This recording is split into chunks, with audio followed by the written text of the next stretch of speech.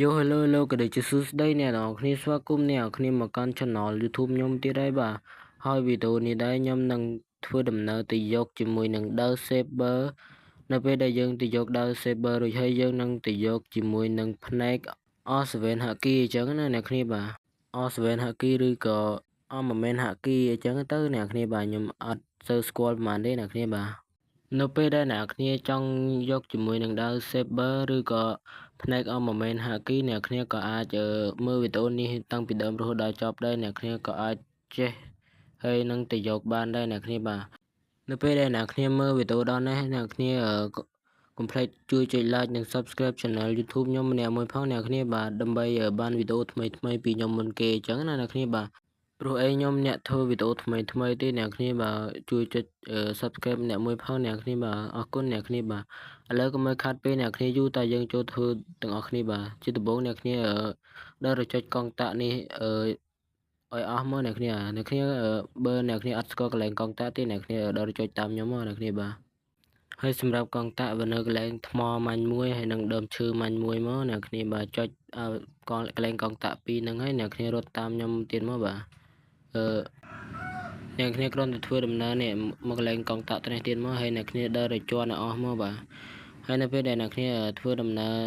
ជាន់កន្លែងកងតាក់នោះរួចហើយអ្នកគ្នាដើរមើលកងតាក់នៅអ្នកគ្នាគ្រាន់តែធ្វើដំណើរនោះទៅខ្នោះទៅកាន់កោះនៅខ្នោះទៀតមកអ្នកគ្នាបាទ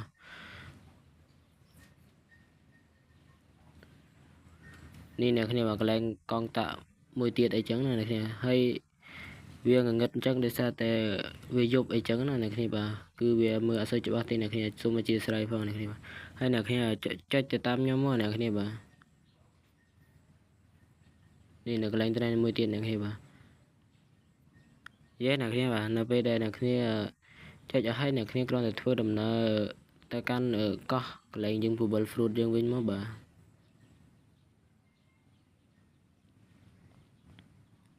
ហើយអ្នកគ្នានេះចូលកន្លែងផ្ទះតូចនេះមកបាទដើម្បីចូលទៅយកកន្លោះភ្លើងអីចឹងណាអ្នកគ្នាកន្លែងផ្លូវចូលអីចឹងណាអ្នកខ្ញុំបាទ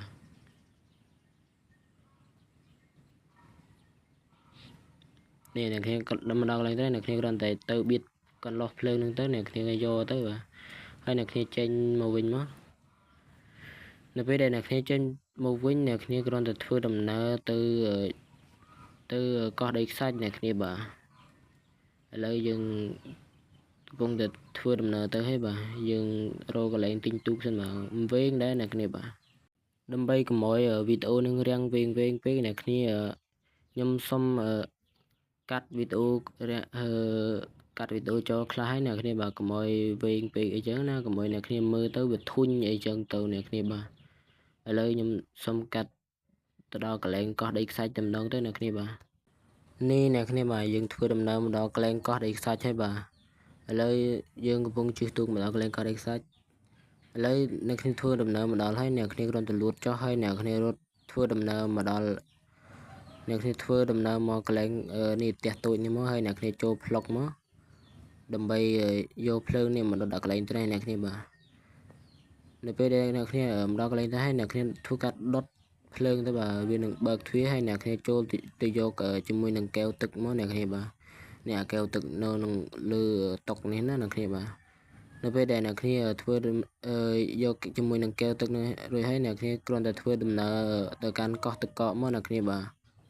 នេះអ្នកគ្នាបាទយើងធ្វើដំណើរមកកាន់កោះនេះណាអ្នកគ្នាបាទកន្លែងកោះទឹកកកហើយអ្នកគ្នាគ្រាន់តែចូលរោងភ្នំនេះមកហើយអ្នកគ្នាគ្រាន់តែយកកែវអ្នកគ្នាកែវអ្នកគ្នាដែលអ្នកគ្នាយកបានមាញ់ហើយអ្នកគ្នាយកមកត្រងទឹកនេះមកអ្នកគ្នាបាទអ្នកគ្នាយកមកត្រងទឹកកន្លែងរោងភ្នំនេះកន្លែងយើងទិញហាក់គីដៃនិងហាក់គីលូតបានខ្ពស់អញ្ចឹងណាអ្នកគ្នាបាទនៅពេលអ្នកគ្នាត្រង់បានទឹកហើយអ្នកគ្នាគ្រាន់តែយកមកឲ្យអាតានេះផឹកមកអ្នកគ្នាបាទនៅពេលដែលអ្នកគ្នាយកឲ្យអាតានឹងផឹកហើយអ្នកគ្នាគ្រាន់តែធ្វើដំណើរទៅកាន់កោះមួយទៀតអ្នកគ្នាបាទឥឡូវយើងសុំកាត់ទៅដល់កន្លែងកោះនឹងតែម្ដងទៅអ្នកគ្នាបាទឥឡូវអ្នកគ្នាបាទនេះខ្ញុំធ្វើដំណើរមកដល់កោះនេះអ្នកគ្នាធ្វើដំណើរមកដល់កោះនឹងរួចហើយអ្នកគ្នាគ្រាន់តែរត់មកនិយាយជាមួយនឹងនេះ NPC នេះមកអ្នកគ្នាបាទអ្នកគ្នាចុចនិយាយហើយវានឹងធ្វើការឲ្យអ្នកគ្នាទៅវាយមេមួយអ្នកគ្នាបាទមេមួយនៅកោះកន្លែងផ្សេងទៀតអីចឹងណាអ្នកគ្នា ហើយមេនឹងក៏មិនខ្លាំងណាស់ណាដែរអ្នកគ្នាបាទមេនៅកោះមួយនេះអីចឹងណាអ្នកគ្នាបាទនេះអ្នកគ្នាបាទយើងធ្វើដំណើរមកដល់កោះនេះហើយអ្នកគ្នាបាទណាកោះទូចហ្នឹងអ្នកគ្នាបាទហើយអ្នកគ្នាធ្វើដំណើរធ្វើការលូតចុះពីទូកហើយអ្នកគ្នាគ្រាន់តែចូលរោងភ្នំនេះហើយអ្នកគ្នាគ្រាន់តែវាយជាមួយនឹងមេនេះមកបាទដោយសារតែខ្ញុំប្រើហើយគឺវាឈាមផុយដូចក្តាស់ទេអ្នកគ្នាបាទនៅពេលដែលអ្នកគ្នាវាយមេនឹងរួចហើយអ្នកគ្នាគ្រាន់តែធ្វើដំណើរទៅនិយាយជាមួយនឹង NPC មាញ់វិញមកបាទនេះអ្នកគ្នាធ្វើដំណើរមកកាន់កោះនេះវិញមកហើយអ្នកគ្នាចូលនិយាយជាមួយនឹង NPC នេះវិញមកបាទវាដល់ពេលអ្នកគ្នានិយាយវានឹងធ្វើការអុយគុណសអ្នកគ្នាមួយអ្នកគ្នាបាទនៅពេលដែលអ្នកគ្នាបានគុណសអ្នកគ្នាគ្រាន់តែធ្វើដំណើរទៅកាន់កោះ Bubble Fruit វិញមកបាទកោះកន្លែងយើងចាប់ fruit ចាប់អីចឹងណាឥឡូវយើងធ្វើការកាត់ទៅដល់កន្លែងកោះនឹងតែម្ដងទៅបាទមិនចាំបាច់កាត់ទេអ្នកគ្នាបាទយើងធ្វើការនេះអ្នកគ្នាមកដល់កោះនេះហើយអ្នកគ្នាគ្រាន់តែរត់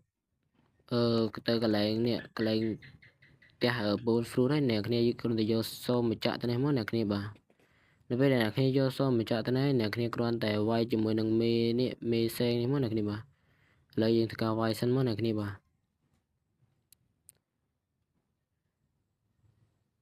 យើងវាយតែផ្លែទេអ្នកគ្នាបាទគឺបានដើរ saber បដ ாய் អ្នកគ្នាបាទឥឡូវយើងបានហើយដើរ saber អ្នកគ្នាបាទដោយសារតែយើងលេងប្រើ hack អីចឹងណាអ្នកគ្នាបាទបើសិនថាអ្នកគ្នាចង់ចេះលេង hack ដែរអ្នកគ្នាចូលទៅមើលវីដេអូទី1របស់ខ្ញុំទៅគឺខ្ញុំមានបរៀនអ្នកគ្នាពីរបៀបដាក់ hack អីចឹងណាហើយវីដេអូទី2គឺខ្ញុំបរៀនអ្នកគ្នារបៀបយក key អញ្ចឹងណាអ្នកគ្នាបាទឥឡូវយើងចូលវីដេអូយើងវិញគឺយើងបានដើរ saber ហើយអ្នកគ្នាបាទឥឡូវអ្នកគ្នាបាទខ្ញុំធ្វើយកដើរ saber បានហើយឥឡូវយើងធ្វើដំណើរទៅយកជាមួយនឹងភ្នែកហាក់គីឬក៏អមមែនហាក់គីអញ្ចឹងទៅអ្នកគ្នាបាទអ្នកគ្នាហៅមិនហៅទៅបាទតែខ្ញុំហៅភ្នែកអមមែនហាក់គីអ្នកគ្នាបាទឥឡូវយើងមុននឹងយើងទៅយកជាមួយនឹងភ្នែកហ្នឹងទី1អ្នកគ្នាត្រូវមានដើរ saber យើងហ្នឹងអ្នកគ្នាបាទហើយទី2អ្នកគ្នាត្រូវការលុយចំនួនកន្លះលានអ្នកគ្នាបាទគឺ750000អញ្ចឹងទៅអ្នកគ្នាបាទតែខ្ញុំមានហើយគឺខ្ញុំស្រួលទេអ្នកគ្នាបាទខ្ញុំទៅទិញតែម្ដងទៅអ្នកគ្នាបាទហើយដើម្បីទៅទិញគឺយើងប្រើ hack ទេអ្នកគ្នាបាទប្រើ hack ទៅលឿនអ្នកគ្នាបាទឥឡូវយើងធ្វើដំណើរទៅទាំងអស់គ្នាបាទយើងធ្វើការបើកជាមួយនឹង script hack យើងមកបាទនេះអ្នកគ្នាបាទយើងបើកបានហើយវានឹងបើកអ្នកគ្នាបើកគឺវានឹងហោះអញ្ចឹងឯងអ្នកគ្នាបាទឥឡូវយើងធ្វើការបើកទៅទិញផ្នែកហាក់គីទាំងអស់គ្នាបាទដោយសារតែខ្ញុំ farm level យប់មិញគឺខ្ញុំ farm level ដល់កន្លែងទៅនឹងស្រេចហើយអញ្ចឹងខ្ញុំគ្រាន់តែបើកទៅកន្លែង farm level គឺវានឹងហោះទៅកន្លែងទៅនឹងអីអញ្ចឹងណាអ្នកគ្នាបាទបើសិនថាអ្នកគ្នាទាន់ farm level ដល់ទេអ្នកគ្នាអាចបើកឲ្យវាស៊ីឆេះអូតូវានឹងស៊ីរហូតដល់កន្លែងទិញភ្នែកនឹងអីចឹងទៅអ្នកគ្នាបាទឥឡូវខ្ញុំធ្វើដំណើរទៅទាំងអស់គ្នាបាទនេះអ្នកគ្នាបាទយើងធ្វើដំណើរមកដល់ហើយបាទយើងគ្រាន់តែបើកកន្លែង farm level គឺមកបំពេចភ្នែកទៅគឺយើងធ្វើដំណើរមកដល់ហើយអ្នកគ្នាបាទហើយបើសិនថាអ្នកគ្នាអត់ទាន់គ្រប់ level គឺដូចខ្ញុំប្រាប់ចឹងបាទអ្នកគ្នាបើកកន្លែងឲ្យវាស៊ីឆេះអូតូទៅអ្នកគ្នាបាទបើសិនថាអ្នកគ្នាអត់ចេះបើកចាំខ្ញុំប្រាប់អីចឹងទៅអ្នកគ្នាហើយអ្នកគ្នាចូល hack យើងអ្នកគ្នាអូសឡើងលើហើយនេះអ្នកគ្នានឹងឃើញចំណុច2នេះអ្នកគ្នាបើកទៅគឺវានឹងស៊ីឆេះអូតូបើសិនថាអ្នកគ្នា level ទាន់គ្រប់អីចឹងទៅអ្នកគ្នាបាទដល់ពេលដែលអ្នកគ្នាស៊ីឆេះអូតូវានឹងហោះមកដល់ទៅនេះតែខ្ញុំ level គ្រប់គឺខ្ញុំបើកតែឲ្យវា farm level អូតូគឺខ្ញុំនឹងមកដល់ទៅនេះហើយនៅពេលដែលអ្នកគ្នាមកដល់គឺអ្នកគ្នារត់មកកន្លែងទៅនេះហើយអ្នកគ្នាឡើងមកដល់កន្លែងកំពូលភ្នំនេះវានឹងឃើញកន្លែងលក់ហើយបាទគឺលក់ភ្នែកអមមែនហាក់គីចឹងទៅអ្នកគ្នាបាទតែបច្ចេកតិចគឺអ្នកគ្នាត្រូវមានលុយ7លាន5សែនទើបអាចទិញបានអញ្ចឹងទៅគឺរាំងថ្លៃដែរអ្នកគ្នាបាទបើអ្នកគ្នាចង់ទិញតើតែអ្នកគ្នាអន្សំលុយខ្លាំងមែនទែនបាទឥឡូវយើងធ្វើការទិញទាំងអស់គ្នាបាទនេះអ្នកគ្នាបាទគឺ7លាន5សែនអ្នកគ្នាបាទ7លានហើយ7សែន50000អ្នកគ្នាច្រឡំ sorry អ្នកគ្នាបាទឥឡូវយើងធ្វើការចុចទិញមួយទៅអ្នកគ្នាបាទចុចទិញទាំងអស់គ្នាបាទនេះអ្នកគ្នាបាទគឺយើងបានហើយបាទ next moment ហាគីឬក៏ all7 ហាគីចឹងទៅអ្នកគ្នាបាទនេះអ្នកគ្នាយើងបានហើយបាទនៅពេលដែលយើងបានហើយគឺវីដេអូយើងក៏យើងអ្នកគ្នាចប់ត្រឹមហ្នឹងអ្នកគ្នាបាទចាំជួបគ្នាវីដេអូក្រោយទៀតអ្នកគ្នាបាយបាយអ្នកគ្នាបាទកុំភ្លេចជួយចុច like និង subscribe ម្នាក់មួយផងអ្នកគ្នាបាទអរគុណអ្នកគ្នាបាយបាយ